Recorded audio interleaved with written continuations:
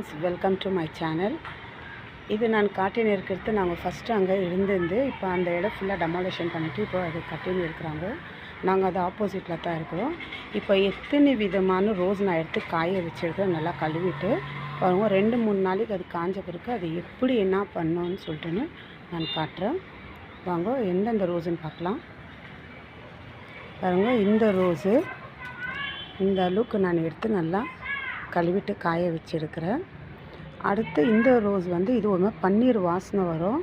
இது வந்துட்டு face pack face cream பண்ணாக்கா அவ்வளோ சூப்பராக நம்மளுக்கு ஸ்கின் நல்லா சாஃப்ட்னஸாக நல்லா ப்ரைட்டாக கொடுக்கும். இது ஒரு மாதிரி ரெட் கலர் ரோஸு காஞ்சுன்னு இருக்குது. நேற்று தான் நான் காய வச்சேன், கொஞ்சம் காஞ்சிருக்குது, இன்றைக்கி காஞ்சுன்னு இருக்குது. இது வந்துட்டு பிங்க் கலர் ரோஸு, பன்னீர் ஸ்மெல்லுன்னு சொன்ன வருது இல்லைங்களா, அது இதில் தான். அடுத்து வந்து ஒயிட் ரோஸு, இதுவும் நான் காய வச்சுருக்கிறேன். அடுத்து பேபி பிங்க்கு, அக்கா லைட்டு பிங்க் இருக்குது. இந்த 4 ரோஸ் டைப்பு நான் ஃபுல்லாக காய வச்சுருக்கிறேன்.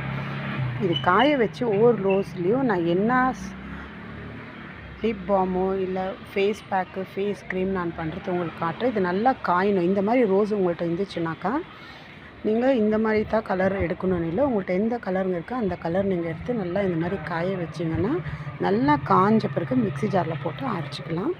இதில் ஒவ்வொன்றுலேயும் என்ன நான் பண்ணோன்னு சொல்லிட்டு உங்களுக்கு நான் வீடியோவில் காட்டுறேன்.